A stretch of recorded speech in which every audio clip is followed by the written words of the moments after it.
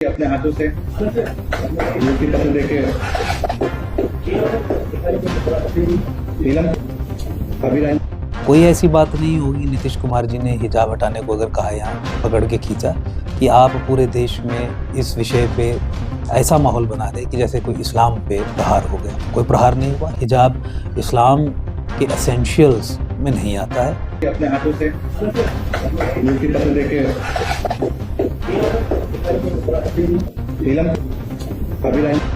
पर मुझे लगता है कि गवर्नमेंट फंक्शंस में या सेक्युलर इंस्टीट्यूशंस में इस तरीके से फ्लॉन्ट करना चीज़ें शोभा नहीं देता। अपने हाथों से मूर्ति पत्र देके नीलम अभिराम। समाजवादी पार्टी हो, कांग्रेस हो, तमाम जो सो कॉल्ड सेक्युलर पार्टीज हैं, सेक्युलरिज्म की असल भावना को इस तरीके से विकृत उन्होंने कर दिया है कि कोई भी व्यक्ति आज अपने आप को सेक्युलर कहलवाने में शर्म करता है, महसूस करता है। अपने हाथों से मूर्ति पत्र देके नीलम अभिराम। जो इनकी थीम रहती है मुस्लिम विक्टिमहुड, मुसलमानों को इस्तेमाल करो, उन्हें विक्टिम्स के रूप में पेश करो, सिचुएशन को कम्युनलाइज करो और फिर मुसलमानों का वोट बटोरो। इससे अधिक कुछ नहीं है। कोई ऐसी कंट्रोवर्सी नहीं हुई है जिस पे एक न्यूज़ आइटम भी होनी चाहिए थी। अपने हाथों से मूर्ति पत्र देके नीलम अभिराम। मोल को माउंटेन मत बनाएं। इस बात को ख़त्म करें। इस बात पे चर्चा करवा के आप अल्टीमेटली ना केवल उस महिला का भी अपमान कर रहे हैं। अपने हाथों से मूर्ति पत्र देके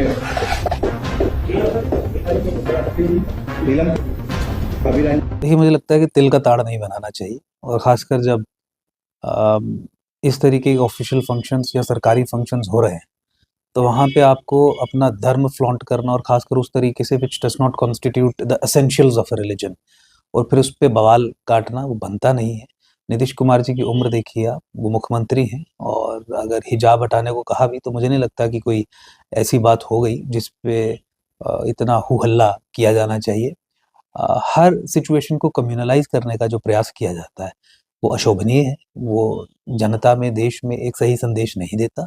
कोई ऐसी बात नहीं होगी नीतीश कुमार जी ने हिजाब हटाने को अगर कहा यहाँ पकड़ के खींचा कि आप पूरे देश में इस विषय पे ऐसा माहौल बना दे कि जैसे कोई इस्लाम पे प्रहार हो गया। कोई प्रहार नहीं हुआ। हिजाब इस्लाम के एसेंशियल्स में नहीं आता है।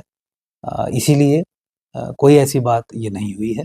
और दूसरा, अगर आप हिजाब पहनने को सिंबल ऑफ फ्रीडम समझते हैं तो आप समझिए। पर मुझे लगता है कि गवर्नमेंट फंक्शंस में या सेक्युलर इंस्टीट्यूशंस में इस तरीके से फ्लॉन्ट करना चीज़ें शोभा नहीं देता।